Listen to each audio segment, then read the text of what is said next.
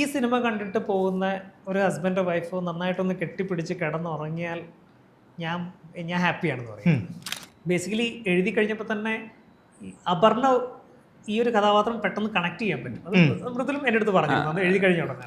ഉണ്ണി ചെയ്തേക്കുന്ന one of the finest characters ആയിരിക്കും. ഒരു കടയുടെ മുമ്പിൽ നിന്ന് ഷൂട്ട് ചെയ്യുന്ന സമയത്ത് തൊട്ട് അപ്പുറത്ത് മാറി ഉണ്ണി സ്ക്രിപ്റ്റ് ഒരു കൊച്ചുമായിട്ടിരുന്ന് ഡിസ്കസ് ചെയ്തുകൊണ്ടിരിക്കുക. ഒരു സാധാരണ ചെറുതോണിയിലുള്ളൊരു കുട്ടിയായിട്ട് ഡിസ്കസ് ചെയ്തുകൊണ്ടിരിക്കുകയാണ്. ഇതിനകത്ത് മിണ്ടിയും പറഞ്ഞു എടുക്കുകയാണെങ്കിൽ മിണ്ടിയും പറഞ്ഞും വളരെ മിനിമലാണ്. മിണ്ടിയും പറഞ്ഞും സിനിമ നമ്മളിലേക്ക് എത്തുകയാണ്. ആ സിനിമയുടെ 2 നെടും തൂണുകളാണ് നമ്മുടെ കൂടെ ഇന്റർവ്യൂവിൽ എത്തിയിരിക്കുന്നത്. നമസ്കാരമുണ്ട്. സിനിമയുടെ റൈറ്റർമാരിൽ ഒരാളായിട്ടുള്ള മൃദുൽ ജോർജ് എൻ്റെ കൂടെ, ഒപ്പം തന്നെ സിനിമയുടെ റൈറ്ററും ഡയറക്ടറുമായിട്ടുള്ള അരുൺ ബോസും എൻ്റെ കൂടെ. നമസ്കാരം. എന്തുണ്ട് വിശേഷം? പറ. മിണ്ടിയും പറഞ്ഞിരിക്കുക തന്നെയാണ് വിശേഷം. അത് തന്നെയാണ് വിശേഷം. ഞാൻ ഒരു ദിവസേ മൃദുലിനെ കുറേ വർഷങ്ങൾക്ക് മുമ്പ് ഇങ്ങനെ എനിക്ക് തോന്നുന്നു ലുക്ക് എഴുതുന്ന സമയത്താണെന്ന് തോന്നുന്നു എന്തോ ഒരു കാര്യത്തിന് വേണ്ടി വിളിച്ചാണ് മൃദുലിനെ. അപ്പോൾ മൃദുലിൻ്റെ അടുത്ത് ചോദിച്ചു, ഇങ്ങനെ പറഞ്ഞപ്പോൾ എഴുത്ത് കിടക്കാണെന്ന് പറഞ്ഞു. മൃദുലിൻ്റെ അടുത്ത് ചോദിച്ചു, ഇങ്ങനെ എങ്ങനെയാണ് നിങ്ങൾ രണ്ടുപേരും കൂടി ഇത് കമ്മ്യൂണിക്കേറ്റ് ചെയ്ത് കറക്റ്റ് ചെയ്ത് പോകണമല്ലോ. മൃദുൽ പറഞ്ഞു ഇങ്ങനെ നിങ്ങൾ ഫോണിൽ കൂടെയാണെന്ന് പറഞ്ഞു. അപ്പോൾ ഇതല്ലാണ്ട് നിങ്ങൾ ഫോണിൽ കൂടെ മിണ്ടിയും പറയുന്നതും എന്തൊക്കെ കാര്യങ്ങളായിരിക്കും വേറെ? ഞങ്ങൾ എല്ലാ ദിവസവും രാവിലെ എനിക്ക് ഇവിടെ ഒരു 4-5 പ്രാവശ്യമെങ്കിലും അങ്ങോട്ടും ഇങ്ങോട്ടും സംസാരിക്കാറുണ്ട് ഓൺ ഫോൺ. എനിക്ക് ഒരു കഥ, കഥയല്ല, ഒരു ബേസിക് ഐഡിയ, ഒരു സിനിമ ഇങ്ങനൊരു സിനിമ ചെയ്യാം. ഇപ്പോൾ ലൂക്കൊക്കെ അങ്ങനെ ഒരു ഐഡിയ കിട്ടിയ ഒരു സന്ദർഭമുണ്ട്. അതൊരു ലൂക്ക് റോഡ് സൈഡിൽ കൊണ്ട് നടക്കുമ്പോൾ ഒരു ആക്രിക്കടയിൽ നിന്ന് കിട്ടിയ ഒരു സെക്കൻഡ് ഹാൻഡ് ബുക്ക് മേടിച്ചിട്ട് ഒരു സുഹൃത്തായിട്ട് സംസാരിച്ചിട്ട് പോകുമ്പോൾ ആ ബുക്കിൻ്റെ സെക്കൻഡ് ഹാൻഡ് ബുക്കുകൾക്ക് ഒരു കഥയുണ്ടാവുമല്ലോ. എത്ര പല കൈ മറിഞ്ഞ് വന്നൊരു സംഭവമായിരിക്കില്ലേ. അപ്പോൾ ഈ ബുക്കിൽ ആർക്കും എഴുതിയ ഒരു ലെറ്റർ ഉണ്ടെങ്കിൽ അതിനെ ഫോളോ ചെയ്തൊരു കഥ ഉണ്ടാക്കാം.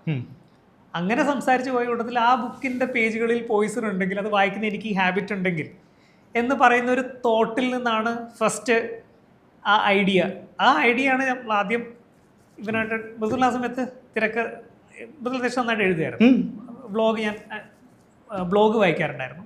എനിക്ക് ആ സമയത്ത് പുസ്തകം ഇറങ്ങിയിട്ടുണ്ടെന്നാണ്. ഇല്ല, അത് നമ്മൾ എഴുത്ത് കഴിഞ്ഞ സമയത്താണ്. ഞാൻ ബ്ലോഗിൽ കഥകൾ എഴുതിക്കൊണ്ടിരുന്നത്. അപ്പോൾ അരുൺ UK-യിലായിരുന്നു. അപ്പോൾ അരുൺ അത് വായിക്കാറുണ്ടായിരുന്നു. അങ്ങനെയാണ് ഞങ്ങൾ സ്കൂൾ മേറ്റ്സ് ആണ്. എൻ്റെ സീനിയർ ആയിരുന്നു അരുൺ. അപ്പോൾ ഈ ബ്ലോഗ് 5 വർഷം സീനിയർ, എൻ്റെ 5 വർഷം സീനിയർ ആയിരുന്നു.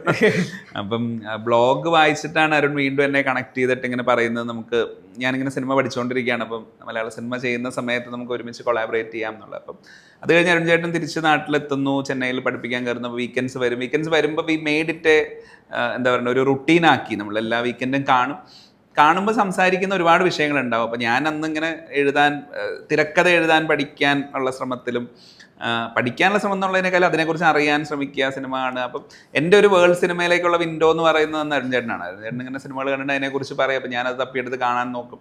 അപ്പം അങ്ങനെ ഞങ്ങളുടെ ഒരു സൗഹൃദ സംഭാഷണത്തിലാണ് അരുൺ ഈ ബുക്ക് കിട്ടിയ കാര്യം പറയുന്നത്. അപ്പോൾ അതിൻ്റെ ഉള്ളിൽ എന്തോ സ്ക്രിബിളിങ് കണ്ടു. അപ്പോൾ ഇത് ഒരാൾക്കുള്ള ഇതാണെങ്കിൽ, അപ്പം നമ്മൾ പാരലലി ഒരു ക്രൈം സ്റ്റോറി ആലോചിക്കുന്നുണ്ടായിരുന്നു.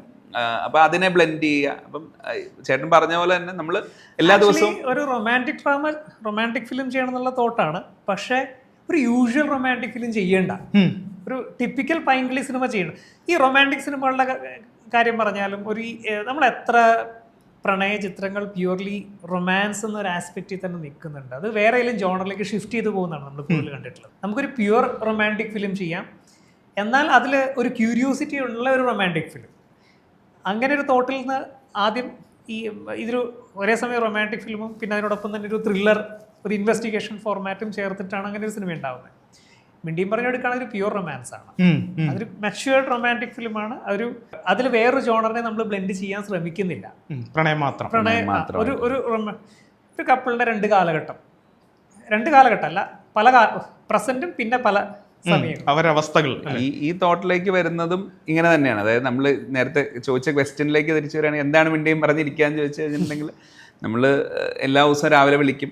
അരുൺ നാട്ടിലുള്ള സമയത്താണ് നമ്മൾ വീട്ടിൽ കാണും, ആരുടെയെങ്കിലും ഒരാളുടെ വീട്ടിൽ കാണും. നമ്മളിങ്ങനെ റാൻഡം കാര്യങ്ങൾ സംസാരിക്കുന്നു. അപ്പം ചിലപ്പോൾ എൻ്റെ മനസ്സിൽ വന്നിട്ടുള്ള ഐഡിയാസ് ഷെയർ ചെയ്യുക, അരുൺചേട്ടൻ്റെ മനസ്സിൽ വന്നിട്ടുള്ള ഐഡിയ. അപ്പം അങ്ങനെ ഒരു സംസാരത്തിനിടയിലാണ് അരുൺചേട്ടൻ പറയുന്നത്, ഇങ്ങനെ അരുൺചേട്ടൻ കണ്ട ഒരു ബംഗാളി സിനിമയുണ്ട്. അത് ഹിന്ദി ഫിലിമാണ്, ബംഗാളി ഡയറക്ടറാണ്. അപ്പോൾ അത് ബേസ് ചെയ്തിരിക്കുന്നത് ഒരു ഒരു ചെറുകഥയാണ്. ആ ചെറുകഥ വെച്ചിട്ട് ചേട്ടൻ്റെ മനസ്സിലൊരു തോട്ടം ഉണ്ടെന്ന് പറഞ്ഞിട്ട് ഇതിൻ്റെ ഒരു ബേസിക് ഐഡിയ എന്നോട് പറയും. ഞാൻ അതിൽ ഭയങ്കര എക്സൈറ്റഡ് ആവും. അപ്പോൾ നമ്മുടെ സംഭാഷണം എപ്പോഴും ഇങ്ങനെയാണ്, ഇങ്ങനത്തെ ഐഡിയ ഷെയർ ചെയ്യുക കാര്യങ്ങൾ. അപ്പോൾ എല്ലാ ദിവസവും മിണ്ടിയും പറഞ്ഞിരിക്കാറുണ്ട് ഒരു 10-15 മിനിറ്റ് എങ്കിലും മിനിമം. ഇപ്പം എൻ്റെ വൈഫ് തമാശയായിട്ട് പറയും, ഇങ്ങനെ കോൾ വന്നു കഴിയുമ്പോഴത്തേക്കും പറയും, നിങ്ങളുടെ 2ാം ഭാര്യ വിളിക്കുന്നുണ്ട്. പിന്നെ വേറെ ഞങ്ങൾ ഒരു 3-4 പേര് എന്നും വിളിക്കുന്നവരുണ്ട്. അപ്പം 3ാം ഭാര്യ വിളിക്കുന്നുണ്ട്, 4ാം ഭാര്യ വിളിക്കുന്നുണ്ടെന്ന് പറയുന്ന രീതിയിൽ വളരെ റെഗുലറായിട്ട് നമ്മൾ മിണ്ടിയും പറഞ്ഞുമാണ് ഇരിക്കുന്നത്. ഈ കഥ എഴുത്ത് എന്നൊരു പ്രോസസ്സ് ശരിക്കും അവസാനം ആണ് നടക്കുന്നത്. ശരിക്കും ഒരു ഐഡിയ വന്നു കഴിഞ്ഞാൽ അതിന്റെ ഔട്ട്ലൈൻ റെഡി ഔട്ട്ലൈൻ ഉണ്ടാക്കുക. തിരക്കഥ 3 ആക്ട്, അതിൻ്റെ ഒരു 3 ആക്ടും പിന്നെ അതിന്റെ ഡീറ്റെയിലിങ്ങും നമ്മൾ പറയുന്ന ഏത് ശൈലിയിലാണ്, അത് നോൺ ലീനിയർ ആണോ നോൺ ലീനിയർ ആണോ, ഇതിന്റെ ശരിക്കും തിരക്കഥ എന്ന് പറയുന്ന സ്ട്രക്ചറിനെ ബേസ് ചെയ്തിട്ടുള്ളൊരു അതിന്റെ സ്ട്രക്ചറാണ് മോർ ഇമ്പോർട്ടൻറ്റ്. അപ്പോൾ നമ്മൾ ഈ സ്ട്രക്ചർ പല പ്രാവശ്യം സംസാരിച്ച് പല ആവർത്തി അങ്ങോട്ടും ഇങ്ങോട്ടും സംസാരിച്ച് സീനുകളെ പറ്റിയും പല ആവർത്തി സംസാരിച്ച് ഓൾമോസ്റ്റ് അതിനൊരു ഒരു ഫ്രെയിം വർക്ക് മുഴുവൻ റെഡി ആയിട്ടുണ്ടാവും.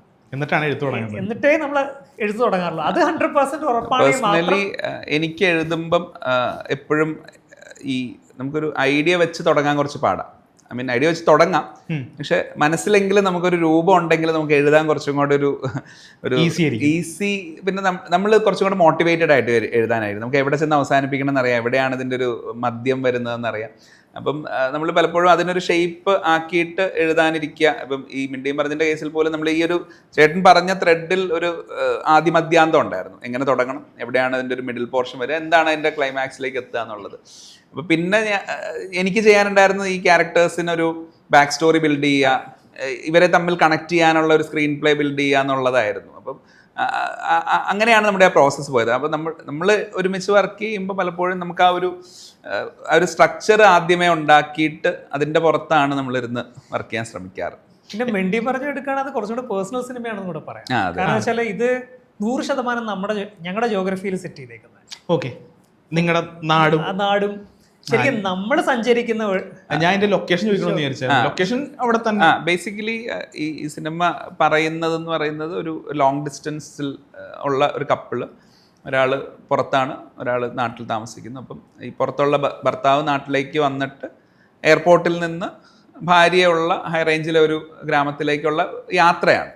അപ്പോൾ ഈ യാത്ര കടന്നു പോകുന്ന വഴി എന്ന് പറയുന്നത് ഇപ്പം കൊച്ചി എയർപോർട്ടിൽ ഇറങ്ങിയാൽ സ്വാഭാവികമായിട്ടും കാലടി, പെരുമ്പാവൂർ, മൂവാറ്റുപുഴ, തൊടുപുഴ, കുളമാവ് അങ്ങനെ കയറി ആ വഴിയാണ് നമ്മൾ പിടിച്ചേക്കണം. അപ്പോൾ നമ്മൾ സ്ഥിരം യാത്ര ചെയ്യുന്ന വഴിയും കാര്യങ്ങളും ഒക്കെയാണ് യൂസ് ചെയ്തിരിക്കുക. അപ്പോൾ മൂവാറ്റുപുഴ വരുന്നുണ്ട് അതിൽ, തൊടുപുഴ വരുന്നുണ്ട് അതിൽ, ഇപ്പോൾ ടീച്ചറിലുണ്ട്, ടീച്ചറിൽ നമ്മൾ തൊടുപുഴയെ പറയുന്നുണ്ട്.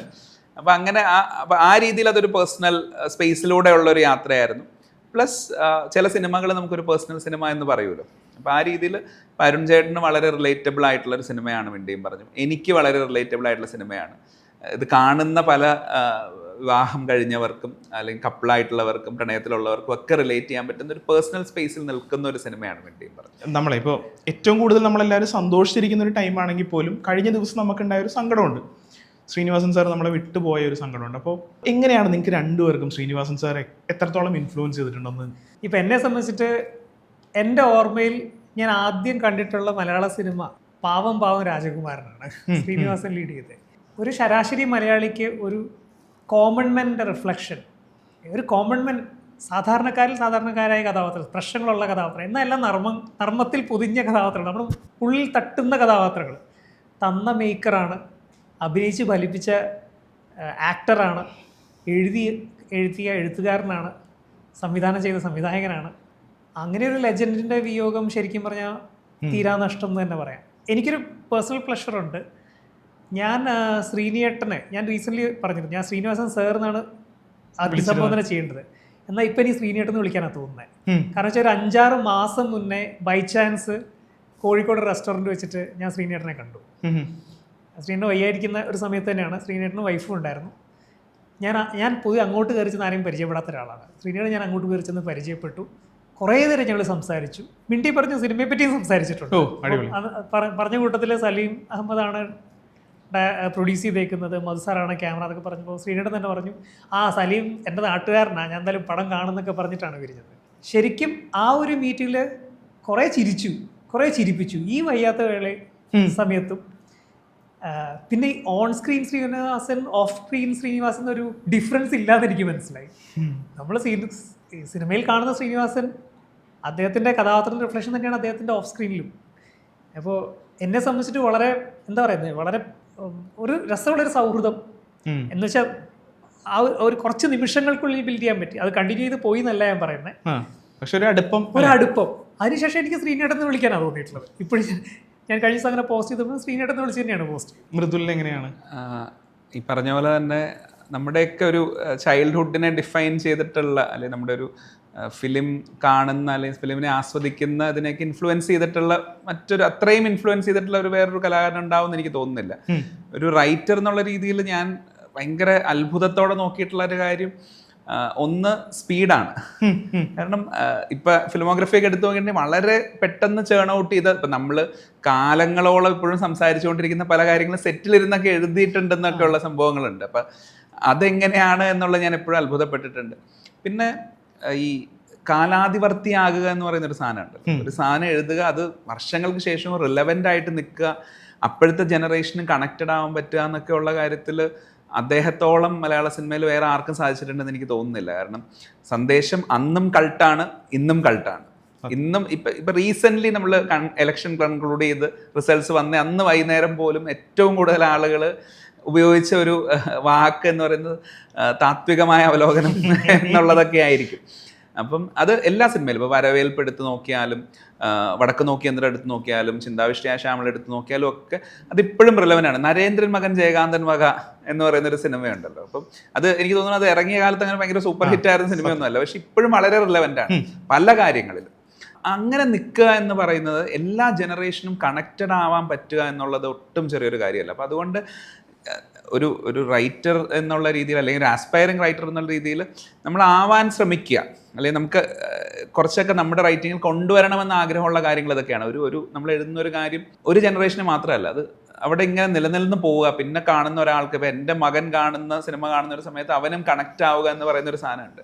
അപ്പോൾ ആ ഒരു രീതിയിൽ നോക്കിയാൽ ശ്രീനിവാസൻ സാറിനെ പോലെ ഒരാൾ ഇനി മലയാള സിനിമയിൽ ഉണ്ടാവുക എന്നുള്ളത് കുറച്ച് ബുദ്ധിമുട്ടായിരിക്കും. കാരണം ആളുകളുടെ വ്യൂയിങ് പാറ്റേൺ മാറിയിട്ടുണ്ട്, എല്ലാ തോട്ട് പ്രോസസ്സ് മാറിയിട്ടുണ്ട്. അതൊക്കെ ഇത്രയും കാലം റിലവൻ്റ് ആയിട്ട് നിന്നു എന്നുള്ളതും, ഇപ്പം ഇപ്പോഴത്തെ ഒരു ജനറേഷനിൽ പെട്ട ഒരാളെന്നുള്ള രീതിയിൽ നമ്മൾ പോലും ഒരു ലുക്കപ്പ് ചെയ്യുന്ന ഒരു പേഴ്സണാലിറ്റി ആവാൻ സാധിച്ചു എന്നുള്ളതൊക്കെ ഭയങ്കര എന്താ പറയുക, ഇനി ആർക്കും സാധിക്കുന്ന ഒരു കാര്യമായിട്ട് ഞാൻ കരുതുന്നില്ല. അല്ല, മൃദുല പറഞ്ഞപ്പോഴത്തേക്കാണ് ഇപ്പോൾ നമ്മൾ 80കളിൽ, എനിക്ക് തോന്നുന്നു 86 എനിക്ക് തോന്നുന്നു 9 പടങ്ങൾ എഴുതിയിട്ടുണ്ട് ശ്രീനിവാസൻ സാറിന്. അത് 9 ഹിറ്റാണെന്നുള്ളതാണ്. ഹിറ്റാണ്. അതാണ് ഇപ്പൊ ഈ പറഞ്ഞ. ഒന്ന് ആലോചിച്ച് നോക്കുക, ആ ജനറേഷനെ നമ്മൾ ഭയങ്കരമായിട്ട് അപ്രീഷിയേറ്റ് ചെയ്തേ മതിയാവുള്ളൂ. കാരണം ഇന്ന് ഇത്ര കുറഞ്ഞ സമയത്തിനുള്ളിൽ ആണ് ഓരോ സിനിമകളുടെ ഷൂട്ട് നടക്കുന്നത്. നമ്മൾ ഞെട്ടിക്കുന്ന പല സിനിമകളും 20 ദിവസം താഴെ, 14 മുതൽ 20 ദിവസത്തിനുള്ളൊക്കെ ഷൂട്ട് ചെയ്ത സിനിമകളാണ് പലതും. ഈ ലെജൻഡറി ഫിലിം മേക്കേഴ്സിന്റെ പാതയാണ് ഇന്ന് ഒരു സിനിമ ഷൂട്ട് ചെയ്യാൻ എടുക്കുന്ന സമയം ഒന്ന് ആലോചിച്ച് നോക്ക്. ഇന്നെല്ലാം ഉണ്ടായിട്ട് ഇത്രയും നമ്മൾ ഡിജിറ്റൽ യുഗം എന്ന് വിളിക്കുന്നു, വളരെയധികം സൗകര്യങ്ങളുണ്ട്, എന്തും ഈസി ആയിട്ട് സാധിക്കുന്ന ഈ കാലഘട്ടത്തിൽ ഒരു സിനിമ ചെയ്യാൻ എടുക്കുന്ന നമ്പർ ഓഫ് ഡേയ്സും ഇതിനെടുക്കുന്ന എഫേർട്ടും ക്രൗഡും ഇതൊന്നും ശരിക്കും ആ രീതിയിൽ നമ്മൾ ഈ എസ്റ്റർ ഇയർ ജനറേഷനിലുള്ള ഫിലിം മേക്കേഴ്സിനെ ഭയങ്കരമായിട്ട് അപ്രീഷിയേറ്റ് ചെയ്തേ മതിയാവും. അതെ, ശ്രീനി സാറിൻ്റെ ഒരു കാര്യം നമ്മൾ എടുത്തു പറയേണ്ട ഒരു കാര്യമുള്ളത്, സാറിന് മലയാളി കൊടുത്തിരിക്കുന്ന ഒരു സ്വാതന്ത്ര്യമുണ്ട്. സാറിന് ആരെയും കളിയാക്കാം. സത്യം. അത് വെറുതെ ഒരു എന്താ പറയുക, ആരെ ഹേർട്ട് ചെയ്യുന്ന രീതിയിൽ കളിയാക്കുക എന്നുള്ളതല്ല, എല്ലാവരും ചിന്തിപ്പിക്കുന്ന രീതിയിൽ കളിയാക്കുക എന്നുള്ളത്. പൊളിറ്റിക്സിലാണെങ്കിലും മലയാളിയുടെ ഒരു ശീലത്തെ ആണെങ്കിലും ഒക്കെ അത് ആ ഒരു സ്നേഹം കിട്ടുക, അല്ലെങ്കിൽ ആ സ്വാതന്ത്ര്യം കിട്ടുക എന്നുള്ളത് അത് ഏൺ ചെയ്തെടുത്താണ് ഇത്രയും വർഷങ്ങൾ കൊണ്ട്. അപ്പോൾ അത് ഞാൻ നേരത്തെ പറഞ്ഞത് തന്നെയാണ് എനിക്കത്. ഇനി അങ്ങനെ ഒരാൾ സിനിമയിൽ ഉണ്ടാവുക എന്നുള്ളത് ഭയങ്കര ബുദ്ധിമുട്ടുള്ളൊരു കാര്യമായിരുന്നു. എൻ്റെ മൃദുൽ പറഞ്ഞ പോയിന്റില്ലേ, ഇവർ ഭയങ്കര കണ്ടംപററിയാണ്, ഇവർ ഭയങ്കര നോളജബിളാണ്. ഇന്നും ഏറ്റവും പുതിയ, ഇപ്പോൾ ശ്രീചേട്ടൻ്റെ കാര്യം പറഞ്ഞപ്പോഴാണ് പെട്ടെന്ന് ഞാൻ നമ്മുടെ സെറ്റിൽ നമ്മുടെ മിണ്ടിയും പറഞ്ഞ പടത്തിൽ മധു അമ്പാട് സാറാണ് ക്യാമറ. 70 വയസ്സുള്ള ഏറ്റവും സീനിയർ മോസ്റ്റ് DOP ആണ് സിനിമയിൽ വർക്ക് ചെയ്തേക്കുന്നത്. മധു സാറ് ഞാൻ കണ്ട ഏറ്റവും യങ്ങസ്റ്റ് ഹ്യൂമൻ ബീയിങ് ആണെന്ന് ഞാൻ പറയും. ഇവർ ലൈഫിനെ വളരെ യങ് ആയിട്ടാണ് കാണുന്നത്. ഇവരുടെ ഉള്ളിൽ ഇപ്പം മധുസാർ വർക്ക് ചെയ്യുന്ന ഓൾമോസ്റ്റ് 24 hours വർക്കിംഗ് ആണ് ആള്. ഇപ്പോൾ മസാറിൻ്റെ ഒരു വർക്കിംഗ് ടൈമൊക്കെ കേട്ട് ഞാൻ ഞെട്ടിപ്പോയിട്ടുണ്ട്. മസാറ് രാത്രി എഴുന്നേക്കും, ഒരു മണിക്കൊക്കെ എഴുന്നേറ്റിട്ട് രാവിലെ 6 മണി വരെയൊക്കെ ഇരുന്ന് വർക്ക് ചെയ്യും, പിന്നെ കിടന്നുറങ്ങും, പിന്നെ വീണ്ടും ജോലി ചെയ്യും.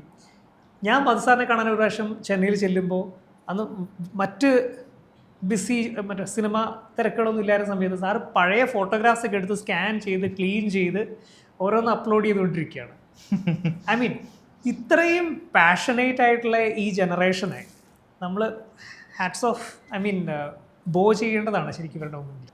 നമ്മളിപ്പോൾ ഇതിൻ്റെ അകത്തെ കാസ്റ്റിങ്ങിലേക്ക് ഒന്ന് കടന്നിട്ടുണ്ടെങ്കിൽ ഇപ്പോൾ ഉണ്ണി മുകുന്ദൻ, അപർണ ബാലമുരളി, അപ്പോൾ എങ്ങനെയാണ് നിങ്ങൾ ഈ സിനിമയുടെ കാസ്റ്റിംഗ്, അതായത് ഇവർ തന്നെ വേണം നിങ്ങൾക്ക് രണ്ടുപേർക്കും എന്നൊക്കെ അങ്ങനെയൊക്കെ തീരുമാനിക്കുന്ന എപ്പോഴാണ്? എങ്ങനെയായിരുന്നു ഇവർ തമ്മിലുള്ള അങ്ങോട്ടുള്ള മീറ്റിംഗ് എങ്ങനെയായിരുന്നു അങ്ങനെയൊക്കെ? ഞാനെപ്പോഴും ക്രൂ ആണെങ്കിലും കാസ്റ്റ് ആണെങ്കിലും 100% നമുക്ക് റിലേറ്റ് ചെയ്യാൻ പറ്റുന്ന, നമുക്ക് കംഫർട്ടബിൾ ആകുന്ന, നമ്മളെ കംഫർട്ടബിൾ ആക്കുന്ന ഈ സിനിമ ഒരു കൊളാബറേറ്റീവ് ആർട്ടാണ്. എത്രയൊക്കെ പറഞ്ഞാലും അതിലൊരു ക്യാപ്റ്റൻ ഓഫ് ദ ഷിപ്പായിട്ട് ഡയറക്ടർ ഉണ്ടെന്ന് പറഞ്ഞാലും നമുക്ക് ഇൻപുട്സ് ഇങ്ങോട്ട് വരണമെങ്കിൽ തീർച്ചയായിട്ടും ഒരു കൊളാബറേറ്റീവ് അപ്രോച്ച് വേണം. അപ്പോൾ അതിന് പറ്റുന്ന ആൾക്കാരുമായിട്ടാണ് ഞാൻ വർക്ക് ചെയ്യാൻ പ്രിഫർ ചെയ്യുന്നത്. ഇപ്പോൾ അപർണയെ ഞങ്ങൾ അങ്ങനെ ഒരു ദിവസം മീറ്റ് ചെയ്യുകയാണ് ഉണ്ടായത്. സലീം അഹമ്മദ്, നമ്മുടെ പ്രൊഡ്യൂസർ, സലീമൊക്കെ ചെയ്തിരുന്ന സുന്ദരി ഗാർഡൻസ് പറഞ്ഞ പടത്തിൻ്റെ ലൊക്കേഷനിൽ വെച്ചിട്ടാണ് നമ്മൾ അപർണയെ മീറ്റ് ചെയ്യുന്നത്. അപർണയായിട്ടൊന്ന് സംസാരിച്ച് നോക്കി. അപ്പോൾ ഈ കഥാപാത്രം ബേസിക്കലി എഴുതി കഴിഞ്ഞപ്പോൾ തന്നെ അപർണ ഈ ഒരു കഥാപാത്രം പെട്ടെന്ന് കണക്ട് ചെയ്യാൻ പറ്റും. അത് മൃദുലും എൻ്റെ അടുത്ത് പറഞ്ഞു അത് എഴുതി കഴിഞ്ഞ ഉടനെ. ബേസിക്കലി ഇതൊരു ഇടുക്കിക്കാരിയാണ്. നമുക്ക് പെട്ടെന്ന് എഴുതി കഴിഞ്ഞ ഒരു സമയത്ത് ഞാൻ ചേട്ടനോട് ചേട്ടൻ അപർണ ആണ് എനിക്കിപ്പോൾ എഴുതുമ്പോൾ നമ്മളൊരു റെഫറൻസ് വെക്കുമല്ലോ മനസ്സിൽ വെക്കുന്നത്. അപ്പം ഞങ്ങളത് സലിമയ്ക്ക് അടുത്ത് പറയുകയും ചെയ്തു. ചേട്ടൻ അത് കഴിഞ്ഞ് മീറ്റ് ചെയ്തപ്പോൾ പറഞ്ഞപ്പം സലിമയ്ക്ക് ആദ്യം പറഞ്ഞത് അപർണ തിരക്കാൻ തോന്നുന്നു, നമ്മുടെ പടത്തിൽ വരുന്നുണ്ട്, നമുക്കൊന്ന് സംസാരിച്ച് നോക്കാം എന്ന് പറഞ്ഞാണ് അപർണയിലേക്ക് എത്തുന്നത്. അപർണ ഒരു എനിക്ക് തോന്നുന്നു നാച്ചുറൽ ചോയ്സ് ആയിരുന്നു ആ ക്യാരക്ടർ എന്നുള്ളത്. ഉണ്ണി വളരെ അൺഎക്സ്പെക്റ്റഡ് ചോയ്സ് ആയിരുന്നു ബേസിക്കലി. പക്ഷേ എനിക്ക് ആ മീറ്റിംഗ്, ഉണ്ണിയായിട്ടൊരു മീറ്റിംഗ്, ഈ കഥ ഉണ്ണിയായിട്ട് നറേറ്റ് ചെയ്യാനുള്ള ഒരു ഓപ്പർച്യൂണിറ്റി വന്നപ്പോൾ ഞാൻ പ്രതീക്ഷിച്ചിരുന്നൊരു ഉണ്ണി മുകുന്ദനല്ല എൻ്റെ മുന്നിൽ ഇരിക്കുന്നത്. ഞാൻ 100% ഈ കഥാപാത്രമായിട്ട് കണക്ട് ആയിട്ടുള്ള ഒരു ഉണ്ണി മുകുന്ദനെയാണ് കണ്ടത്. നമുക്ക് ഈ പടത്തിൽ വേറൊരു ഉണ്ണി മുകുന്ദനെ കാണാൻ പറ്റുന്നുണ്ട്, ടീസറിലും ട്രെയിലറിലും പാട്ടിലും ഒക്കെ. അത്രയും പാഷനേറ്റ് ആയിട്ട് ഈ ക്യാരക്ടറിനെ മനസ്സിലാക്കി. ഒന്നാമത്തെ കാര്യം, അത്രയും സാധാരണക്കാരനായിട്ട് ഈ സിനിമ ചെയ്യാനും ഉണ്ണി വില്ലിങ്ങായി. അപ്പം നമ്മൾ ഉദ്ദേശിക്കുന്നത് ഇങ്ങനെയാണ്. നമ്മൾ ഉദ്ദേശിക്കുന്നത് ഏറ്റവും മിനിമലിസ്റ്റിക് ആയിട്ട്, ഏറ്റവും സാധാരണത്തോടുള്ള റൂട്ടഡ് ആയിട്ടുള്ള 2 ക്യാരക്ടേഴ്സിനെയാണ് ചെയ്യാൻ ഉദ്ദേശിക്കുന്നത്. ഇതിന് ഉണ്ണിയും ഭയങ്കര വില്ലിങ് ആയിരുന്നു. ആ മൊമെൻറ്റ് മുതൽ നമ്മൾ കൊളാബറേറ്റ് ചെയ്തു. നമ്മൾ പിന്നെ റെഗുലർ സംസാരങ്ങൾ, സിനിമയുടെ പ്രോസസ്സിലൊക്കെ ഇവരുമായിട്ട് എല്ലാവരുമായിട്ടുള്ളൊരു ഡിസ്കഷൻ വളരെ മാൻഡേറ്ററി ആണ്. ഞാനത് മെയിൻറ്റെയിൻ ചെയ്യാറുണ്ട് പ്രീ പ്രൊഡക്ഷൻ സ്റ്റേജിൽ തന്നെ എല്ലാവരുമായിട്ടും. അപ്പം എപ്പോഴും സ്ക്രിപ്റ്റ് റീഡിങ് സെഷൻസും വെക്കാറുണ്ട് ഞാൻ എല്ലാ സിനിമയ്ക്കും മുന്നേ. ഇപ്പോൾ ലൂക്കയെ സംബന്ധിച്ച് സ്ക്രിപ്റ്റ് റീഡിങ് സെഷൻസ് മാത്രമല്ല, ലൂക്കയ്ക്ക് നമ്മളൊരു വോയിസ് സ്ക്രിപ്റ്റ് വരെ ഉണ്ടാക്കിയിട്ടുണ്ടായിരുന്നു, ഒരു ശബ്ദരേഖ. അതിൽ അഹാനയുടെ ക്യാരക്ടർ അഹാന തന്നെയാണ് വോയിസ് കൊടുത്തത്. അപ്പോൾ ഈ ലിറ്ററലി ശബ്ദരേഖ നമ്മൾ കാറിലൊക്കെ പ്ലേ ചെയ്തുകൊണ്ടൊക്കെ സഞ്ചരിക്കുകയായിരുന്നു. അപ്പോൾ അതുപോലുള്ള ഇൻവോൾവ്മെൻറ്റ് ഇവരുടെ സൈഡിലുണ്ടായി. ഞാൻ പിന്നെ പരിപൂർണ്ണമായിട്ട് ഉണ്ണിമുകുന്ദനെ അപർണനെയൊക്കെ അങ്ങ് മറന്നു. ഞാൻ പിന്നെ സരളിനെ ലീനയെ കണ്ടിട്ടുള്ളൂ. സിനിമ കാണുന്ന ഒരു പ്രേക്ഷകനും അത് കറക്റ്റായിട്ട് കണക്ട് ആവുമെന്ന് എനിക്ക് ഉറപ്പുണ്ട്. ഉണ്ണി ചെയ്തേക്കുന്ന one of the finest characters ആയിരിക്കും. ഉണ്ണി 2 കാലഘട്ടത്തിലും, ഉണ്ണി അപർണ രണ്ട് കാലഘട്ടത്തിലും നമ്മൾ 2 ഡിഫറെൻറ്റ് വ്യക്തിത്വങ്ങളായിട്ട് തന്നെ ഫീൽ ചെയ്യാൻ പറ്റുന്നു. എനിക്കൊരു കോൺഫിഡൻസ് ഉണ്ട്. സൂപ്പർ. ഈ ഉണ്ണിയുടെ ഇൻവോൾവ്മെൻറ്റിനെ കുറിച്ച് പറഞ്ഞപ്പോൾ ഉണ്ണി എത്രത്തോളം പാഷനേറ്റ് ആയിരുന്നു എന്നുള്ളതിന് ചെറിയൊരു സംഭവം പറയാം. ബേസിക്കലി നമ്മൾ പടം ഓണായി, ഉണ്ണി അപർണ ഓൺ ബോർഡായി, നമ്മൾ പ്രീ പ്രൊഡക്ഷനൊക്കെ പയ്യെ തുടങ്ങി. അങ്ങനെ ഇരിക്കുന്ന ദിവസം ഞാൻ അരുണിൻ്റെ ഫ്ലാറ്റിലിരിക്കുകയാണ്. ഒരു ദിവസം നമ്മളിങ്ങനെ ഇരുന്ന് ഡിസ്കസ് ചെയ്തുകൊണ്ടിരിക്കുക. പെട്ടെന്ന് ഉണ്ണിയുടെ ഒരു കോള് വരികയാണ്, അരുൺചേട്ടനാണ് കോള് വരുന്നത്. അപ്പം നിങ്ങളൊന്ന് ഓഫീസിലേക്ക് ഒന്ന് വരണം എന്ന് പറഞ്ഞു. അപ്പം നമുക്ക് ആകെ ടെൻഷനായി. നമ്മൾ ഇതെല്ലാം ഓണാണെന്ന് പറഞ്ഞിരിക്കുന്നു. ഉണ്ണി സ്ക്രിപ്റ്റ് വായിക്കാൻ മേടിച്ചുകൊണ്ട് പോയായിരുന്നു നമ്മുടെ കയ്യിൽ നിന്ന്. അപ്പം വായിച്ചു കഴിഞ്ഞിട്ടാണ് വിളിക്കുന്നത്. അപ്പം ഇനി കണ്ട് സംസാരിക്കണം എന്നൊക്കെ പറയുമ്പോൾ നമ്മൾ വിചാരിച്ചു ദൈവം തേഞ്ഞത് മിക്കവാറും ചെയ്യുന്നില്ല എന്ന് പറയാനായിരിക്കും. ചിലപ്പോൾ ഉണ്ണി ചെയ്യുന്ന ക്യാരക്ടേഴ്സ് ആയിട്ട് മാച്ച് ആവുന്നില്ല എന്നൊക്കെ ഉള്ളത്. അപ്പോൾ നമ്മൾ ഭയങ്കര ടെൻസ്ഡ് ആയിട്ട് ഉണ്ണിയുടെ ഓഫീസിലേക്ക് ചെല്ലുക. അപ്പം ഉണ്ണി ഭയങ്കര കൂളാണ്. ഉണ്ണി ഭയങ്കര കൂളായിട്ട് നമ്മൾ വിളിച്ചിട്ട് അപ്പോൾ ഇരിക്കുക. അപ്പോൾ ഞാൻ വിളിച്ചു എന്താ ഉണ്ണി, അത് ഞാൻ വായിച്ചു, പക്ഷേ എനിക്ക് നിങ്ങളൊന്ന് വായിച്ചു തരും, എനിക്ക് അങ്ങനെ ഒന്ന് കേൾക്കണം, ഓരോ ഡയലോഗിൻ്റെ മീറ്റർ എന്താണ് കാര്യങ്ങൾ. അപ്പോൾ നമുക്കൊരു ആശ്വാസമായി. അപ്പോൾ നമ്മൾ എൻഡ് ടു എൻഡ് വീണ്ടും ഇരുന്ന് വായിച്ചപ്പോൾ ഉണ്ണി ചില ഡൗട്ടുകൾ ചോദിക്കും. കാരണം ജോഗ്രഫി വേറെ ആയതുകൊണ്ട് ഉണ്ണിക്ക് അത്ര പരിചയമില്ലാത്തൊരു ജോഗ്രഫിയാണ്. അപ്പം അവിടെ ഈ കാര്യങ്ങൾ ഇങ്ങനെയാണോ, പരസ്പരം ആളുകൾ അഭിസംബോധന ചെയ്യുന്ന രീതി, അപ്പം ഇതിൻ്റെ നുവാൻസസ് കിട്ടാൻ വേണ്ടിയിട്ടാണ് ഉണ്ണി വീണ്ടും വിളിച്ച് കാണണം എന്ന് പറഞ്ഞത്. അപ്പോൾ അത് പ്രീയിൽ നടന്ന് പ്രൊഡക്ഷൻ്റെ സമയത്ത് ചേട്ടൻ പറഞ്ഞ പോലെ ഉണ്ണി ആ ക്യാരക്ടർ അല്ലെങ്കിൽ ആ എന്താണോ റൂട്ടഡ് ആയിട്ടുള്ള ഒരാളെന്ന് പറയുമ്പോൾ അതുപോലെ തന്നെയായിരുന്നു. സെറ്റിൽ നിൽക്കുക, അല്ലെങ്കിൽ അപ്പം നമ്മുടെ കൂടെ ഫുൾ ടൈം ഉണ്ട്. രാവിലെ നമ്മൾ സെറ്റിലേക്ക് വരുമ്പോൾ തന്നെ ഉണ്ണി വരും, വൈകിട്ട് പാക്കപ്പ് ചെയ്യുന്നവരവിടെ ഉണ്ടാവും. അപ്പം കുറച്ച് ഇൻറ്റീരിയർ സ്ഥലമായിരുന്നതുകൊണ്ട് ക്യാരവൻസ് ഒന്നും അവൈലബിൾ ആയിരുന്നു, നമ്മുടെ ഒരു വീടായിരുന്നു. അപ്പോൾ വീട്ടിൽ ഉണ്ട് ഉണ്ണി എപ്പോഴും. നാട്ടുകാർ കാണാൻ വരുന്നുണ്ട്, അവരുമായിട്ട് സംസാരിക്കുന്നു, അവിടുത്തെ നാട്ടുവിശേഷങ്ങളൊക്കെ പറഞ്ഞ് അവരുടെ കൂടെ ഇരുന്ന് കട്ടൻ അടിക്കുന്നു. അപ്പം അവിടുത്തെ നാട്ടുകാർ വളരെ നിഷ്കളങ്കമായ ഞാനൊരു കടയുടെ മുമ്പിൽ നിന്ന് ഷൂട്ട് ചെയ്യുന്ന സമയത്ത് തൊട്ട് അപ്പുറത്ത് മാറി ഉണ്ണി സ്ക്രിപ്റ്റ് ഒരു കൊച്ചുമായിട്ടിരുന്ന് ഡിസ്കസ് ചെയ്തുകൊണ്ടിരിക്കുക. സാധാരണ ചെറുതോണിയിലുള്ളൊരു കുട്ടിയായിട്ട് ഡിസ്കസ് ചെയ്തുകൊണ്ടിരിക്കുകയാണ്. അപ്പം അതുപോലെ ഇവൻ ഡെയിലി മൃദുൽ പറഞ്ഞ പോലെ എല്ലാ ദിവസവും ചെറുതോണിയിലും മുരിക്കാശ്ശേരിയിലുള്ള ആൾക്കാർ ഇവരെ കാണാൻ വരുമായിരുന്നു. അപ്പോൾ ഇവരൊക്കെ ആയിട്ട് സംസാരിച്ചും ഒക്കെ ഇംപ്രൂവൈസ് ചെയ്യാനുള്ള ചിലര് വന്നു കഴിയുമ്പം അവര് പെട്ടെന്ന് ഉണ്ണിയെ കണ്ടൊരു സന്തോഷത്തിൽ അവരുടെ ഏതെങ്കിലും റിലേറ്റീവിനെ വീഡിയോ കോൾ ചെയ്യും, സംസാരിക്കുമെന്ന് ചോദിച്ചപ്പോൾ ഉണ്ണി വളരെ ഓപ്പൺ ആയിട്ട് അവരോട് സംസാരിക്കുന്നു. അപ്പൊ പിന്നെ എനിക്ക് തോന്നിയിട്ടുണ്ട് ഉണ്ണി അതെല്ലാം ചെയ്തുകൊണ്ടിരുന്ന അവിടുത്തെ ഒരു ഈ മാനറിസംസ് കിട്ടാനും ആ ന്യൂആൻസസ് കിട്ടാനും കാര്യങ്ങൾക്ക്. അപ്പൊ അത് അതേപോലെ തന്നെ ക്യാരക്ടറിൽ നന്നായിട്ട് വന്നിട്ടുണ്ട്. ഇപ്പം സേതു പറഞ്ഞതുപോലെ നിങ്ങൾ ടീസറിലും പാട്ടിലും ഒക്കെ കണ്ട പോലെ നമ്മൾ കണ്ടു പരിചയിച്ച ഒരു ഉണ്ണിയായിരിക്കില്ല, വളരെ നമ്മുടെ ഒരു ബോയ് നെക്സ്റ്റ് ഡോർ അല്ലെങ്കിൽ നമുക്ക് പരിചയമുള്ള, നമുക്ക് റിലേറ്റ് ചെയ്യാൻ പറ്റുന്ന ഒരു ഉണ്ണിയായിരിക്കും സിനിമയിലുണ്ട്. എനിക്ക് ഉണ്ണിയിൽ എവിടെ ഒരു എലിമെന്റ് ഓഫ് ഉണ്ണി അത് പേഴ്സണലി ചിന്തിച്ചിട്ടാണോന്ന് അറിയില്ല, പക്ഷെ there's a kind of method actor in him. Unni ക്യാരക്ടറായിട്ട് തന്നെ ബിഹേവ് ചെയ്യാനും സഞ്ചരിക്കാനും ഒക്കെ ശ്രമിക്കുന്ന ഒരാളായിട്ടാണ് എനിക്ക് ഫീൽ ചെയ്തത്. ഇത് പ്രത്യേകിച്ച് ഞാൻ പറയാൻ കാര്യം, ഫസ്റ്റ് സ്കെഡ്യൂളിലാണ് പ്രസന്റ് കാലഘട്ടം നമ്മൾ ഷൂട്ട് ചെയ്യുന്നത്. സെക്കൻഡ് സ്കെഡ്യൂളിൽ ഒരു ചെറിയ ഗ്യാപ്പിന് ശേഷം വന്ന ഉണ്ണി മുകുന്ദൻ്റെ ബിഹേവിയർ ഡിഫറെൻ്റ് ആയിരുന്നു. ഉണ്ണി കുറച്ചും കൂടെ ട്രിംഡ് ആയിട്ടുള്ള ബിയർഡൊക്കെ ആയിട്ട് ഓൺ സെറ്റ് ഉണ്ണി കുറച്ചും കൂടെ യങ്ങർ ആയിട്ടാണ് ബിഹേവ് ചെയ്തത്. I kind of feel he deliberate ആണെങ്കിലും അല്ലെങ്കിലും ഹീ ട്രൈ ടു എന്താ പറയുന്നത്, ആ ഒരു മെത്തഡ് ആക്ടിങ്ങിൻ്റെ പ്രോസസ്സ് നന്നായിട്ട് ഫോളോ ചെയ്യും. ഉണ്ണീരതുണ്ട്, ഇൻഹറൻ്റ് ആണ്. മധുവമ്പാട് സാർ ലെജൻഡ് ആണല്ലോ നിങ്ങൾക്ക് കിട്ടിയത്. അപ്പോൾ സാറിന് എങ്ങനെയാണ് ഈ സിനിമയിലേക്ക് നിങ്ങൾ ഇപ്പോൾ നമ്മൾ സാധാരണ ഒരു ലോക്ക് ചെയ്തെന്ന് പറയും, പക്ഷെ ലോക്ക് ചെയ്തെന്നൊന്നും പറയാൻ പാടില്ലാത്തതുകൊണ്ട് നിങ്ങൾ എങ്ങനെയാണ് ഞങ്ങളെ ലോക്കാക്കിയത്? അപ്പൊ എങ്ങനെ കൊണ്ടുവന്നു സാറിന് നമ്മുടെ പ്രോജക്റ്റിലേക്ക്? ഈ മധുവമ്പാട് സാർ എന്ന് പറയുന്ന വ്യക്തി ഇതുപോലെ വലിയ ലെജൻഡിനെ ഞാൻ കാണുന്നത് ഈ സിനിമയ്ക്കൊക്കെ വളരെ മുന്നെയാണ്. ചെന്നൈയിൽ ഞാൻ ജോലി ചെയ്തുകൊണ്ടിരുന്ന സമയത്ത് റെഗുലറായിട്ട് സത്യം തിയേറ്ററിൻ്റെ ലൈറ്റ് സോൺ എന്ന് പറഞ്ഞൊരു പ്രോഗ്രാം ഞാൻ പോകാറുണ്ടായിരുന്നു. ഒരു സ്ക്രീനിങ് കഴിഞ്ഞ് ഇൻട്രാക്ഷൻ സെഷനായിരുന്നു. അങ്ങനെ ഒരു സെഷനിൽ മധുവമ്പാട് സാറ് ഗസ്റ്റാണ്. അന്ന് ഞാൻ ഓഡിയൻസിൻ്റെ ഇടയ്ക്കിരുന്നാണ് ആദ്യമായിട്ട് മസാറിനെ കാണുന്നത്. മസാർ അന്ന് പറഞ്ഞൊരു സ്റ്റേറ്റ്മെൻ്റ് ഉണ്ട് ഓഡിയൻസിൻ്റെ അടുത്ത്, ഒരു നോവൽ മുഴുവൻ വായിച്ചിട്ട് നിങ്ങൾ ആ വരി നല്ലതാണെന്ന് പറയുന്ന പോലെ ഉണ്ട് ആ ഷോട്ട് കൊള്ളാമെന്ന് പറയുന്നത്. സോ നിങ്ങൾ ആ നോവലിനെ കണ്ടാൽ മതി. അതുകൊണ്ട് തന്നെ മധുവമ്പാട് സാർ എന്ന് പറയുന്ന DOPയുടെ തിയറി അതാണ്. ആ സിനിമ മുഴുവനായിട്ട് കണ്ടാൽ മതി, നിങ്ങൾ ആ ഷോട്ട് അടിപൊളിയാണെന്ന് പറയേണ്ട കാര്യമില്ല. സോ ഈ വ്യക്തിയുടെ കൂടെ ഇദ്ദേഹത്തിൻ്റെ കൂടെ വർക്ക് ചെയ്യാൻ ഒരു ഓപ്പർച്യൂണിറ്റി മിണ്ടിയും പറഞ്ഞു എന്ന് പറയുന്ന സിനിമയിൽ കിട്ടി. അതെങ്ങനെയാ വെച്ചാൽ ഞങ്ങൾ സലീമൊക്കെയായിട്ട് ഈ പ്രോജക്റ്റ് ഓണായ ശേഷം ഒരു പ്രാവശ്യം മധുവമ്പാട് സാറ് ചെന്നൈയിൽ നിന്ന് വന്നിറങ്ങുന്നുണ്ട്. അപ്പോൾ മധുസാറിനെ ഒന്ന് പിക്ക് ചെയ്യാൻ പോകാമെന്ന് സലീമൊക്കെ പറയുന്നു. അപ്പോൾ ഞങ്ങൾ ഒരുമിച്ച് ഞാനും സലീമൊക്കെ കൂടെ കാറിൽ പോയി മധുസാറിനെ പിക്ക് ചെയ്തുകൊണ്ട് വരുന്ന വഴിക്ക് ഞങ്ങളിങ്ങനെ സിനിമ ചെയ്യുന്നതിന് പ്ലാൻ ഉണ്ട്, ഇതാണ് കഥ എന്ന് പറഞ്ഞ് മധുസാർ അടുത്ത് ഞാൻ കഥ പറഞ്ഞു. മധുസാർ ഭയങ്കര എക്സൈറ്റഡ് ആയിരുന്നു. മധുസാർ അപ്പോഴേ പറഞ്ഞു ഇപ്പോൾ ഇത് നമുക്ക് ചെയ്യാൻ സലീമേ, ഞാനുണ്ട് എന്ന്. അന്ന് മധുസാർ ഇതിന് ഓണായതാണ്. സിനിമ മാത്രമല്ല കേട്ടോ, മധുസാർ സംസാരിക്കുന്ന വൈഡറായിട്ടുള്ള പല വിഷയങ്ങളും നമ്മൾ സംസാരിച്ചു പോകും.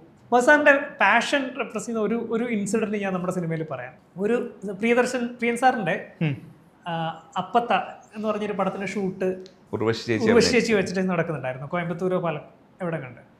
അന്ന് ഒരു ദിവസം മസാറിന് പോകേണ്ടിയിരുന്നു, അല്ല 2 ദിവസത്തേക്ക്. അപ്പം മസാർ പോയ സമയത്ത് മസാറിൻ്റെ ഒരു അസോസിയേറ്റാണ് ഹാൻഡിൽ ചെയ്തിരുന്നത്. അന്ന് മസാർ ആ ഷൂട്ട് കഴിഞ്ഞ് നമ്മളിവിടെ ഷൂട്ട് പാക്കപ്പ് ആവാൻ സമയമായിട്ടുണ്ട്. ഓൾമോസ്റ്റ് 8:30 ആയപ്പോഴേക്കും മധുസാർ അപ്പത്തേട്ട ഷൂട്ട് കഴിഞ്ഞ് ആ ലൊക്കേഷനിൽ നിന്ന് കാറെടുത്ത് റൂമിൽ പോലും പോകാതെ നേരെ സെറ്റിലേക്ക് വന്നു. സെറ്റിലേക്ക് വന്നപ്പം ഞാൻ ഷൂട്ട് ചെയ്തുകൊണ്ടിരുന്ന പർട്ടിക്കുലർ സീൻ സിനിമ കാണുന്നവർക്കറിയാം.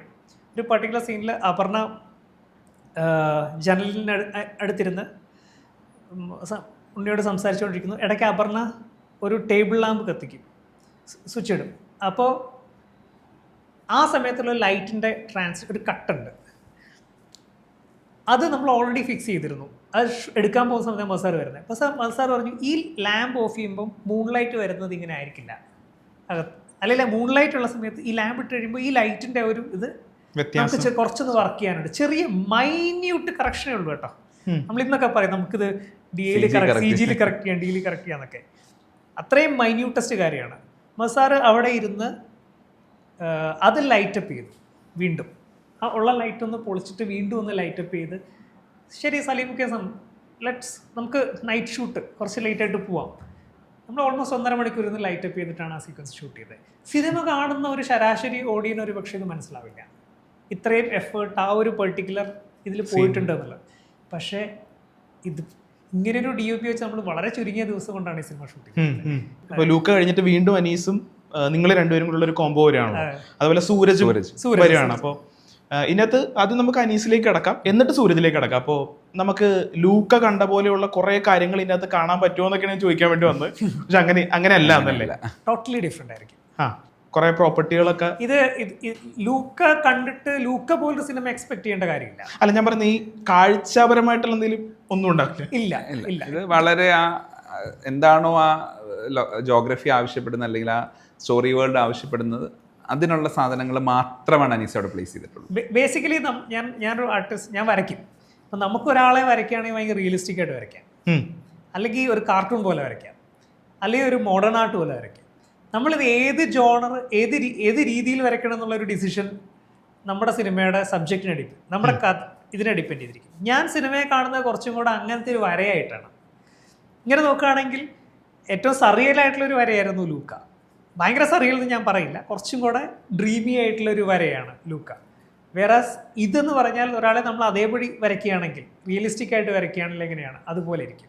അപ്പോൾ simplicity is the most difficult art. നമ്മൾ ഈ മേക്കപ്പിൻ്റെ കാര്യം പറയും, നോ മേക്കപ്പ് ലുക്കിനാണ് ഏറ്റവും കൂടുതൽ സമയം എടുക്കുക മേക്കപ്പ് ലുക്കിനേക്കാളും. ഇപ്പം ലൂക്കയിലെ ആർട്ടിസ്റ്റുകൾക്ക് അഞ്ജയ് രാജ് എന്ന് പറഞ്ഞ മേക്കപ്പ് ആർട്ടിസ്റ്റാണ് ലൂക്കയുടെ. അഞ്ജയുടെ ഞാൻ പറഞ്ഞത് അതിൻ്റെ പ്രോപ്പർ നോ മേക്കപ്പ് ലുക്ക്. അപ്പോൾ അഞ്ജയ് പറയും no makeup require more time than makeup look. അതുപോലെയാണ് റിയലിസ്റ്റിക് ആയിട്ടുള്ള സിനിമകൾ ചെയ്യുന്ന സമയത്ത് അതിനിടുന്ന എഫേർട്ട്, ചിലപ്പോൾ ആ എഫേർട്ട് ആരും പുറത്ത് കാണുന്നില്ല, പക്ഷെ അതിലൊരു വലിയ എഫേർട്ട് ഉണ്ട്. ഓക്കെ, അപ്പം ഇത് മാത്രമല്ല സൂരജിൻ്റെ കാര്യം പറയുമ്പോഴത്തേക്കും, നിങ്ങൾ ഇപ്പോൾ ലൂക്കയിലാണെങ്കിലും നമ്മുടെ ഉള്ളിൻ്റെ ഉള്ളിൽ നോവ് തരുന്നൊരു പാട്ട് ലൂക്കയിലുണ്ട്. സെയിം തന്നെ നീയേ നെഞ്ചിൽ എന്നുള്ള പാട്ടിൽ നമുക്ക് കേൾക്കുമ്പോഴത്തേക്ക് നമുക്ക് ഉള്ളിൻ്റെ ഉള്ളിൽ ഇപ്പോൾ അടിവയറ്റിൽ മഞ്ഞ് വീഴുന്നൊരു ഫീൽ ഉണ്ടെന്ന് ഏതൊരു ഇടത്തിൽ പറഞ്ഞ പോലെ ഇത് അടിവയറ്റിൽ എന്തോ ഒരു നമുക്കൊരു ദുഃഖം തോന്നുന്നൊരു ഫീലാണ്. അപ്പോൾ എങ്ങനെയാണ് സൂരജ് ഈ പ്രോജക്റ്റിലേക്ക് വരുന്നത്? സൂരജിന് എങ്ങനെയാണ് നിങ്ങൾ കൊടുത്ത ബ്രീഫ്, എങ്ങനെയാണ് ഈ പ്രോജക്റ്റിനെ കുറിച്ച്? സൂരജ് എൻ്റെ ഒരു ലോങ് ടൈം കൊളാബറേറ്ററാണ്. ഒരു കഥയൊക്കെ മനസ്സിൽ ഐഡിയക്ക് വരുമ്പോഴേ ഞാൻ ആദ്യം മൃദുലിനോട് ഡിസ്കസ് ചെയ്യുന്ന പോലെ അതിൻ്റെ ഓൾമോസ്റ്റ് ഷേപ്പായ ഫസ്റ്റ് ഡിസ്കസ് ചെയ്യുന്ന ഒരാളാണ് സൂരജ് സിനിമയിലൊക്കെ വരുന്നതിന് മുന്നേ എനിക്കറിയാവുന്ന ആളാണ്. എൻ്റെ ഡോക്യുമെൻ്ററീസിനൊക്കെ സൂരജ് മ്യൂസിക് ചെയ്തിട്ടുണ്ട്. അപ്പോൾ ആ സമയം മുതലേ സൂരജിൽ ഒരു മ്യൂസിക്കൽ സ്ട്രക്ചർ ഫോം ചെയ്ത് തുടങ്ങിയിട്ടുണ്ടാവും. അപ്പോൾ എനിക്ക് അവൻ്റെ ശൈലിയിൽ ഇഷ്ടമുള്ളത് നേരത്തെ പറഞ്ഞൊരു ഫാക്ടർ തന്നെയാണ്. ഇത് കണ്ടംപററി ആണ്, മെലഡി ഉണ്ട്, എന്നാൽ എവിടെയോ നമ്മളെ പ്രിക്ക് ചെയ്യുന്ന എന്തോ ഒരു ഞാൻ ഈ ഇപ്പം എ.ആർ. റഹ്മാനോ അല്ലെങ്കിൽ സന്ദീപ് ചൗട്ടയുടെ ഒക്കെ ഒരു മ്യൂസിക്കിൻ്റെ ഒരു സ്വഭാവം സൂരജിലുമുണ്ട്, ഈ ആ ഒരു നേച്ചർ. അപ്പോൾ ലൂക്കയെ സംബന്ധിച്ചിട്ട് നേരത്തെ ഇപ്പം എങ്ങനെയാണ് ലൂക്ക ചില തീമുണ്ട്. ഇപ്പോൾ പോയിസൺ ഇൻ ദ വെയിൻ എന്ന് പറഞ്ഞൊരു തീമുണ്ട്. ഒരു വിഷം ശരീരത്തിനുള്ളിലേക്ക് കയറുന്നതിനൊരു മ്യൂസിക് ഉണ്ടാക്കാൻ പറ്റുമോ? അത് ചെയ്ത് കാണിച്ചിട്ടുണ്ട്. ഞാൻ ഈ ക്ലാസ് ഒക്കെ എടുക്കുന്ന സമയത്ത് ലൂക്കയുടെ ലാസ്റ്റ് റീല് ഇവർ അക്ബർ ഫാത്തിമയുടെ അടുത്ത് ഡയറിയിലെ കണ്ടന്റ് എക്സ്പ്ലെയിൻ ചെയ്ത് തുടങ്ങിയ ശേഷമുള്ള ആ ഒരു പ്രോഗ്രഷൻ ഉണ്ടല്ലോ, ക്ലൈമാക്സ് വരെ. അത് ഞാൻ ഫിലിം സ്റ്റഡീസ് ക്ലാസ് ഒക്കെ എടുക്കുന്ന സമയത്ത് ഞാൻ കുട്ടികളെ കാണിച്ചു കൊടുത്തിട്ട് അതിൻ്റെ മ്യൂസിക്കിൻ്റെ അപ്പ് ആൻഡ് ഡൗൺസും പ്രോഗ്രഷൻസും 1-2 കപ്പിളിന് 2 തീമാണ്, അതിലുള്ള അപ്പ് ആൻഡ് ഡൗൺസ് ഇത് ഞാൻ എക്സ്പ്ലെയിൻ ചെയ്ത് കൊടുക്കാറുണ്ട്. ഇത് ഭയങ്കര സ്മാർട്ടായിട്ടുള്ള ഒരു ബ്രില്യൻ ഫിലിം മേക്കറിന് മ്യൂസീഷ്യന് ചെയ്യാൻ പറ്റുന്ന ഒരു പരിപാടിയാണ്. ഇപ്പം ഇതിനകത്ത് മിണ്ടി പറഞ്ഞു എടുക്കുകയാണെങ്കിൽ മിണ്ടി പറഞ്ഞു വളരെ മിനിമലാണ്. മ്യൂസിക് വേണ്ട ഇടങ്ങളിൽ ഏറ്റവും മിനിമലിസ്റ്റിക്. അതിപ്പോൾ ഒരു പാട്ടെടുത്താൽ തന്നെ ഇപ്പം നമ്മൾ റിലീസ് ചെയ്ത മണലുപാറുന്നൊരി എന്ന് പറഞ്ഞൊരു സോങ് ഉണ്ട്, ഷഹബാസ് അഹമ്മദ് പാടിയത്. ആ പാട്ട് സിനിമയുടെ ഈ ഒരു തോട്ട് പല കേട്ട ശേഷം സൂരജ് പറഞ്ഞു അങ്ങനെയാണ് ഒരു പണി, ഇതിൻ്റെ ഈ സിനിമയുടെ മീനിങ് ഉള്ളൊരു ലിറിക്ക് എനിക്ക് എഴുതുന്ന ഞാൻ അതനുസരിച്ച് കമ്പോസ് ചെയ്യാം. അതൊരു കവിത എഴുതി തരാൻ ആണ് അവൻ പറഞ്ഞത്. അങ്ങനെയാണ് നമ്മൾ സുജേഷുമായിട്ട്, ലിറിസിസ്റ്റ് സുജേഷുമായിട്ട് കണക്ട് ആവുന്നു. സുജേഷ് അത് ഭയങ്കര രസകരമായിട്ട് ഇതിലെ എലിമെൻസിനെ കോർത്തിണക്കിക്കൊണ്ടൊരു കവിത, ഈ ലോങ് ഡിസ്റ്റൻസ് റിലേഷൻഷിപ്പ്, ഇവരുടെ മഴയുടെ എലിമെൻറ്റ്, ഇങ്ങനെ ഇതെല്ലാം ചേർത്തിട്ട് ഒരു കവിതയാണ് എഴുതുന്നത്. അത് വെച്ചിട്ടാണ് സൂരജ് കമ്പോസ് ചെയ്യുന്നത്. ആ പാട്ട് കേട്ട് അറിയാം, ഭയങ്കര മിനിമലാണ്. ഇതുവരെ റിലീസ് ചെയ്ത 3 പാട്ട് വളരെ മിനിമൽ ആയിട്ടുള്ള ഒരു അപ്രോച്ചാണ്. ബഹളങ്ങളൊന്നുമില്ല. ആ സിനിമയിൽ നമ്മൾ അങ്ങനെ മിനിമലായിട്ട് തന്നെയാണ് ഇതിനൊരു മ്യൂസിക് സ്ട്രക്ചർ തീർത്ത്. അപ്പോൾ എന്തായാലും നിങ്ങൾ രണ്ടുപേരും മിണ്ടിയും പറഞ്ഞതിനെ കുറിച്ച് ഇങ്ങനെ പറഞ്ഞുകൊണ്ടിരിക്കുമ്പോൾ എനിക്ക് ചോദിക്കാനുള്ളത്, ഈ സിനിമ കാണാനായിട്ടുള്ള രണ്ട് റീസൺസ് പറഞ്ഞിട്ടുണ്ടെങ്കിൽ എന്തൊക്കെയായിരിക്കും? ആദ്യം അരുൺ ചേട്ടനിൽ നിന്ന് തുടങ്ങാം നമുക്ക്. ലൂക്ക സിനിമ കഴിഞ്ഞ് ആ സിനിമ ഇറങ്ങാൻ നേരത്ത് നമ്മൾ സംസാരിക്കുമ്പോഴത്തേക്ക് ഞാൻ മൃദുലോട് പറയായിരുന്നു, ഈ സിനിമ കണ്ടിട്ട് പോകുന്ന ഒരു ഹസ്ബൻഡോ വൈഫോ നന്നായിട്ടൊന്ന് കെട്ടിപ്പിടിച്ച് കിടന്നുറങ്ങിയാൽ ഞാൻ ഹാപ്പിയാണെന്ന് പറയും. അതേപോലെ തന്നെ മിണ്ടിയും പറഞ്ഞിട്ട് കേസിൽ ഈ സിനിമ കണ്ടിട്ട് പോകുന്ന ഓരോ കപ്പിളിലും അങ്ങോട്ടും ഇങ്ങോട്ടും അവരുടെ ലൈഫ് അതിൽ കാണാൻ പറ്റിയിട്ടുണ്ടെങ്കിൽ, അവർ തമ്മിൽ വീണ്ടും മിണ്ടിയും പറഞ്ഞും ഇരിക്കാനുള്ള സ്പേസ് അവർ കണ്ടുപിടിക്കാൻ ശ്രമിക്കുന്നുണ്ടെങ്കിൽ അത് നമ്മുടെ സക്സസ് ആണ്. ഇപ്പം നമ്മുടെ ഇടയ്ക്കില്ലാത്തത് കോൺവെർസേഷനാണ്. അത് കപ്പിൾസിൻ്റെ കേസിൽ മാത്രമല്ല, ഞാൻ പറയാം അച്ഛൻ മകൻ, മകളമ്മ, ഒരു കാര്യം തുറന്ന് പറയാനോ കമ്മ്യൂണിക്കേറ്റ് ചെയ്യാനോ ഉള്ള ഒരു റിലക്റ്റൻസ്, അത് പേടികൊണ്ട് മാത്രമല്ല റെസ്പെക്റ്റിൻ്റെ പുറത്തുണ്ട്. അതും ടോക്സിസിറ്റിയാണ്, ടോക്സിക് പാരൻറ്റിംഗ് എന്ന് തന്നെ പറയാം. ആ ഒരു കമ്മ്യൂണിക്കേഷൻ പ്രോപ്പർ ആകുക എന്നുള്ളത് തന്നെയാണ്. അതിലേക്ക് ശരിക്കും ഇത് റൊമാൻറ്റിക് ഫിലിം ആണെന്ന് പറഞ്ഞാലും ഇങ്ങനെ എല്ലാത്തരം റിലേഷൻഷിപ്പിലും ഈ ഒരു മിണ്ടിയും പറഞ്ഞും ഇരിക്കാൻ ആൾക്കാർക്കൊരു താല്പര്യം വന്നാൽ അതാണ് നമ്മുടെ ഈ സിനിമ കൊണ്ട് അതൊരു സക്സസ്. അപ്പോൾ ഓഡിയൻസിൽ നിന്ന് ഞാൻ എക്സ്പെക്ട് ചെയ്യുന്നതാണ്. എനിക്ക് എൻ്റെ പേഴ്സണൽ റീസൺ ഞാൻ പറയാമല്ലോ, ഇതെനിക്ക് വളരെ പേഴ്സണൽ സിനിമയാണ്. ഒരു ഡയറി എഴുതുന്ന പോലെയാണ് ഞാനിതിനെ അപ്രോച്ച് ചെയ്തേക്കുന്നത്. എനിക്ക് വളരെ ഇഷ്ടപ്പെട്ട ഒരു ഹിന്ദി പടം, ഒരു ബംഗാളി ഡയറക്ടർ ചെയ്തൊരു ഹിന്ദി പടം ആണ് ഇതിൻ്റെ ബേസിക് ഐഡിയ. ആ ഷോർട്ട് സ്റ്റോറി ഇനി ഏത് കുഞ്ഞിനും മനസ്സിലാവും ഏത് ഷോർട്ട് സ്റ്റോറിയിലാണ്. സിനിമയുടെ എൻഡിൽ നമ്മളത് എഴുതിയിട്ടുണ്ട്. ആ ഷോർട്ട് സ്റ്റോറി വായിച്ചു നോക്കുക. പിന്നെ അതിൽ എങ്ങനെ നമ്മൾ ഇതിലേക്ക് അഡാപ്റ്റ് ചെയ്തു എന്നുള്ളത് മനസ്സിലാക്കുക. ഇപ്പോൾ ഇതൊരു പേഴ്സണൽ എക്സൈറ്റ്മെൻ്റ് ആണ് എനിക്ക്. മൃദുലിൻ്റെയോ? 2 റീസൺസ് ചോദിച്ചിട്ടുണ്ടെങ്കിൽ ഞാൻ ഒന്ന് പറയുക, ഇതിലെ ലീഡ് ആക്ടേഴ്സ് ഉണ്ണിയും അപർണയും സനൽ ലീന എന്ന ക്യാരക്ടേഴ്സായിട്ട് വന്നിട്ട് അവരുടെ ഒരു ഓൺ സ്ക്രീൻ കെമിസ്ട്രി ഉണ്ട്. നമ്മളിതുവരെ കണ്ടിട്ടില്ലാത്തൊരു പെയറാണ് അവരുടെ.